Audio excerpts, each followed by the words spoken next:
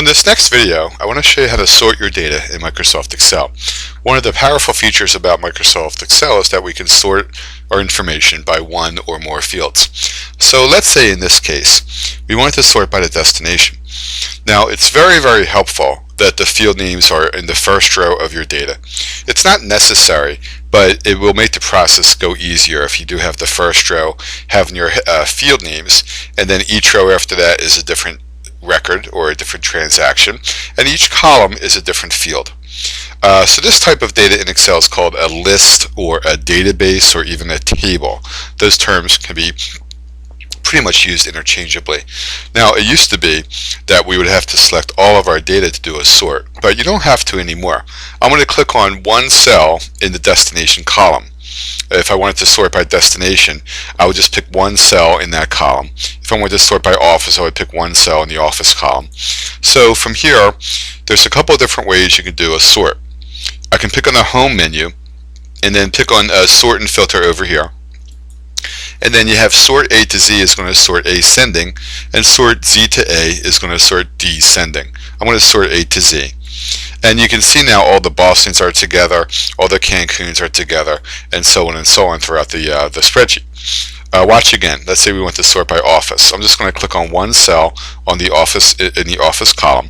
We're going to pick on sort and filter, and then we're going to pick on sort A to Z. And now you can see all the Blaines are together, all the Bloomingtons are together, and so on. And then the whole record did come with that. Now what you want to try to avoid is the following.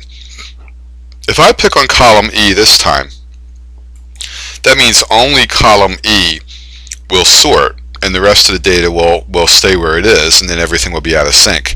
So I want to pick on sort and filter and then sort A to Z. You see, it's telling me something's wrong here. It says Microsoft Excel found data next to your selection. Since you have not selected the data, it will not be sorted. Now if you wanted this to be correct, you would expand the selection. But let's say we click on continue and then we pick on sort.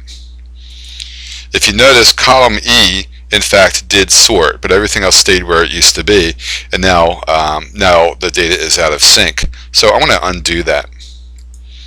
If I really want to sort by column E, then I'm just going to pick on one cell in column E and then pick on sort and then sort A to Z. And now you can see the rest of the information came with it as well. So that's how to sort by one field. Let's see how to sort by more than one field. In this case, we're going to pick on the data menu. Now here's other ways to sort right over here. This would be sort ascending and this would be sort descending. But if you want to sort by more than one field, you're going to pick on data and then the word sort.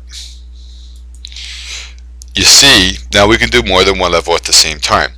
In previous versions of Excel, you can only sort by one field. You can only sort by up to 3 levels. Now you can do as many as you wanted to. So to add additional levels, you're going to use this button over here. It says add level.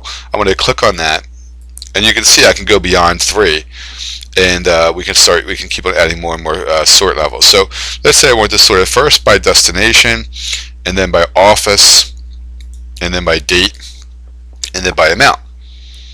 Alright, I can keep on picking add level and have as many as I wanted to there. Now each of those different fields can be sorted ascending or descending independently, so you can get very specific here. And then you want to make sure that this box is checked if your first row has your field names. Alright, notice what happens there. If I don't have that checked, then I have to sort by the column letter rather than by the field name. So that makes it a little bit easier. And another reason that you want to check that when you do have the first row having your field names is this way that row won't also get sorted into your data. If I didn't have that checked, then that row would also get sorted in the data. So let's click on OK.